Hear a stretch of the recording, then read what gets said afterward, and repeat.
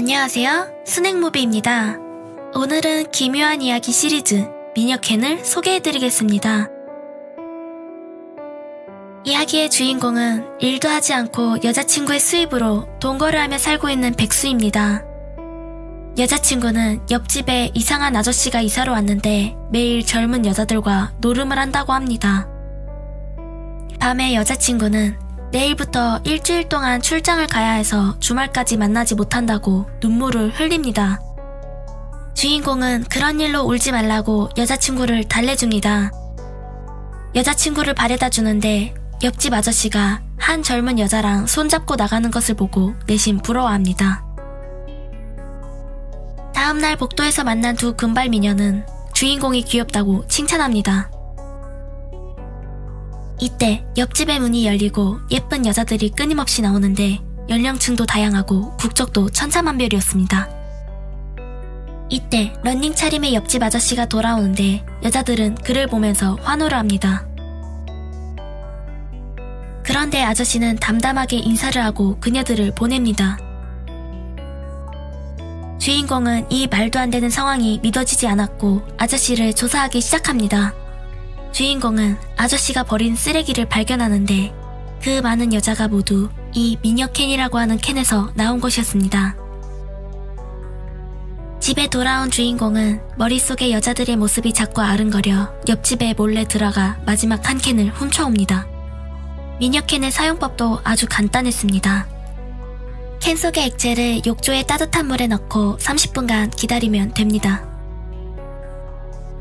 30분이 지나자 정말로 예쁜 한 여자가 화장실에서 나왔고 두 사람은 이야기를 나눕니다. 여자의 이름은 사키이고 꿈은 미용사라고 합니다. 오늘 친구하고 싸웠다고 고민을 털어놓는데 주인공은 딴 궁리를 하느라 그녀의 말에 집중이 안 됩니다. 얼마 후 술이 약한 사키는 그만 잠이 들었는데 주인공이 뒤에서 그녀를 끌어안자 사키는 화를 내고 집을 나갔습니다. 주인공은 상상과 다른 전개에 의아해하지만 사키를 찾아가 사과를 합니다. 사키도 사과를 받아줍니다. 다음날 사키가 학교에 간 뒤 주인공은 설명서를 다시 꺼내봅니다. 알고 보니 미녀캔은 진실한 연애 게임으로 미녀들은 각자의 캐릭터 설정이 있었는데 사키의 꿈은 미용사이고 해변에서 자라 바다를 아주 좋아하는 설정이었습니다. 사키를 기쁘게 해주기 위해 주인공은 그녀를 바닷가로 데려가 둘만의 낭만적인 하루를 보냅니다. 사키가 한 목걸이를 마음에 들어하는 것을 보고 주인공이 사주려고 하지만 사키는 비싸다면서 거절을 합니다. 주인공은 설명서를 이어보다 미녀캔이 유통기간이 있다는 걸 알게 되는데 사키의 유통기간은 4월 15일이었습니다. 주인공은 사키의 허리에 바코드와 함께 4월 15일이라는 유통기한을 보고 가슴 아파하며 그녀를 꼭 껴안아줍니다.